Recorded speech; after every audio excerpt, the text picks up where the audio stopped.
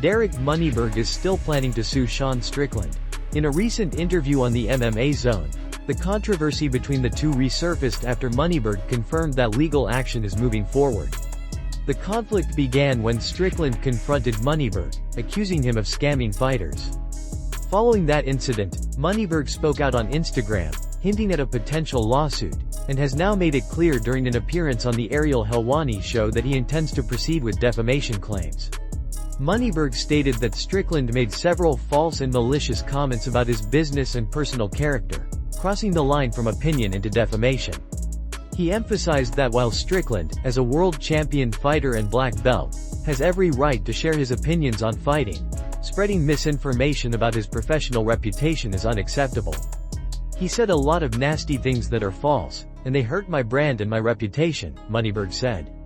He further explained that he has always been respectful towards Strickland and does not understand why the fighter chose to attack him publicly.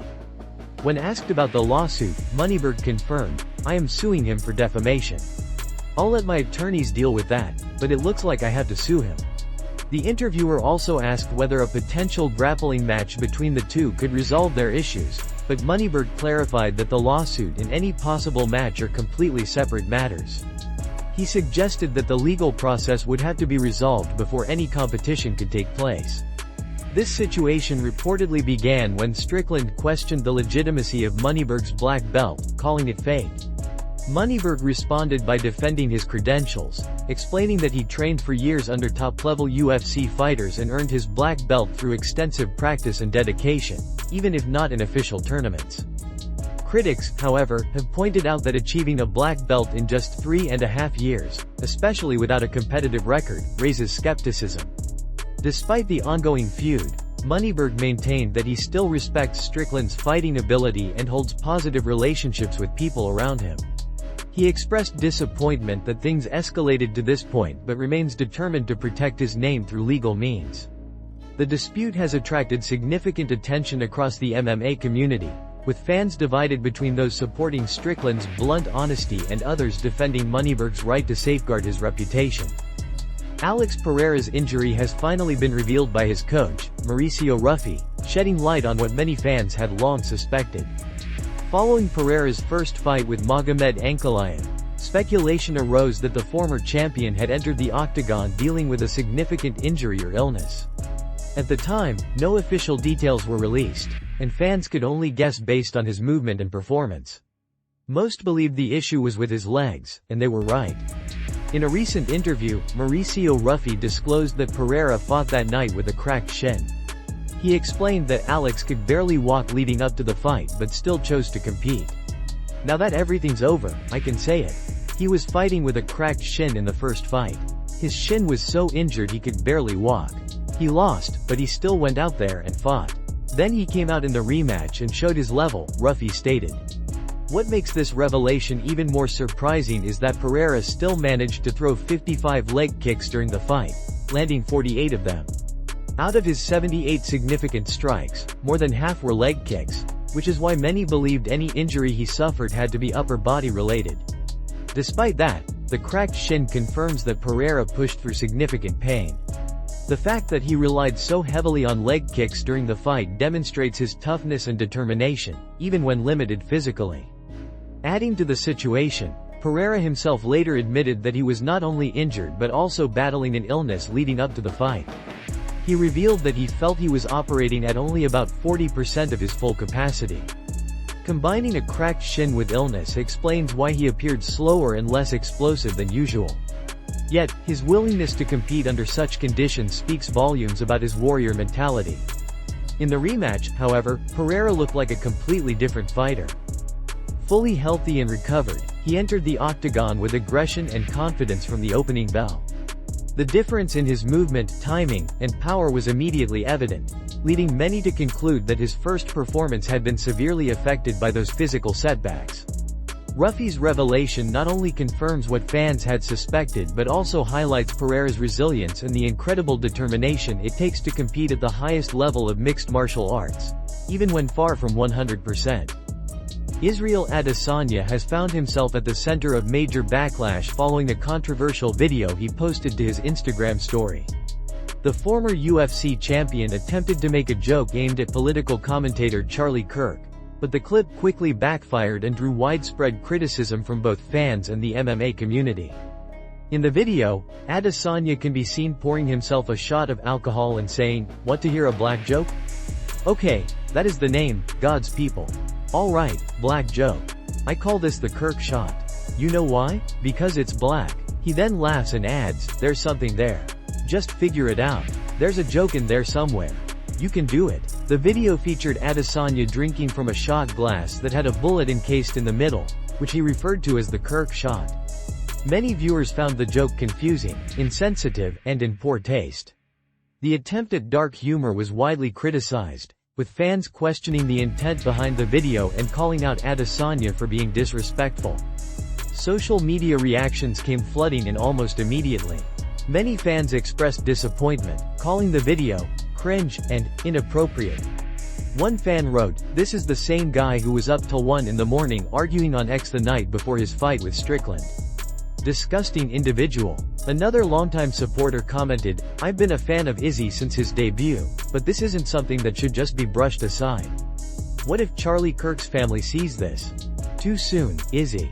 Others mocked the fighter's sense of humor, with one person saying, "If you're going to try to be edgy at 40, at least make a better joke." Some even suggested that the fighter's behavior could harm his reputation or affect future opportunities in the US, joking that he might never get a visa again. Despite the strong criticism, a small portion of fans defended Adesanya, claiming that it was simply an example of dark humor that should not be taken too seriously. They argued that Adesanya is known for his bold and often controversial personality, and this video was just another instance of him pushing boundaries.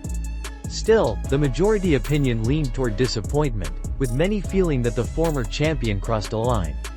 The situation has sparked debate across the MMA world about where to draw the line between humor and insensitivity, leaving fans divided over whether Adesanya went too far this time. Max Holloway has made it clear that he has no interest in competing in bare-knuckle fighting once his UFC career comes to an end. During a recent livestream on Kick, a fan asked Holloway if he would consider joining the Bare Knuckle Fighting Championship, BKFC, after retiring from the UFC. The featherweight star quickly shut down the idea, calling bare knuckle fighting the most stupidest thing ever in the world. Known for his elite striking and willingness to stand and trade in the octagon, Holloway's strong rejection of BKFC came as a surprise to many fans who expected him to be open to the idea. Holloway explained his reasoning in detail, saying that while he might consider a boxing match someday, he would never fight bare knuckle or participate in power slap competitions. "I ain't never going to do bare knuckle fight. That's the most stupidest thing ever in the world. When I'm retired, bro. Maybe do a boxing match, but not a bare knuckle one. That's ridiculous. People who do that are next level crazy. People who do slap fighting, you guys are actually nuts. Like, why would I just stand there and let someone slap me? That's crazy." His comments reflect both concern for fighter safety and disbelief at the risks involved in such combat sports. BKFC has become known for signing former UFC fighters with lucrative deals, drawing names like Eddie Alvarez, Mike Perry, and Chad Mendes in recent years. Because of the organization's willingness to pay well for recognizable talent, fans speculated that Holloway might eventually be tempted to take a fight there after his UFC run. However, based on his statements, it seems that no amount of money would persuade him to enter that arena. Despite his refusal to fight bare knuckle, Holloway didn't rule out stepping into a boxing ring after retirement. The idea of him transitioning to boxing, even for a few matches, excites fans who admire his precision, volume striking, and ability to absorb punishment while delivering high-paced action. Some have even imagined potential matchups against fellow stars such as Conor McGregor if the opportunity ever arose in a different format. For now, though, Holloway appears fully focused on his UFC career and maintaining his legacy as one of the greatest featherweights in MMA history. His comments highlight his preference for competing within the structured, regulated confines of MMA or boxing rather than venturing into the more brutal and unprotected world of bare-knuckle fighting. Mackenzie Dern has openly admitted that she was not yet ready to face former strawweight champion John Wiley. Ahead of her upcoming fight against Verna Jandiroba for the vacant women's strawweight title this Saturday, Dern spoke candidly in an interview with MMA Fighting about where she stands in her career and how she views a potential matchup with Zhang. Her honesty caught the attention of fans, as it's rare for a top contender to admit they may not yet be prepared for a particular opponent. During the interview, Dern explained that while she would never turn down a title shot, she recognizes the difference between simply accepting an opportunity and being fully ready to capitalize on it. "I definitely think that if Wiley was champion right now in our division, obviously I wouldn't say no to a title shot, but I don't think I'd be ready to fight her at this moment in my career," she said. Dern went on to emphasize that winning the title first would help her gain the confidence and experience necessary to truly challenge someone of Zhang's caliber. "If I do win the belt and then we were to fight maybe 6 or 8 months later, I feel like I'd be much more ready and prepared. It's not just about technical improvement, it's about confidence. Winning the belt gives you that next level belief in yourself." Dern acknowledged Zhang's dominance in the strawweight division, noting that the former champion set a high bar for all contenders. Zhang's combination of power, athleticism, and championship experience has made her one of the most formidable fighters in women's MMA history. Dern, a Brazilian Jiu-Jitsu world champion, has steadily improved her striking and overall MMA game, but she understands that reaching Zhang's level requires both skill and mental growth. Many fans have praised Dern's self-awareness and humility, pointing out that her mindset reflects maturity and focus. Others have expressed curiosity about how she will perform against Jandiroba, who poses her own challenges with elite grappling and toughness. The matchup is expected to be a high-level ground battle, with both fighters known for their submission skills. As Dern prepares for what could be the biggest fight of her career, she remains grounded in her approach. She recognizes that championship success takes time, consistency, and the right mindset. Regardless of the outcome, her willingness to admit her current limits shows that she is focused on long-term growth rather than short-term hype.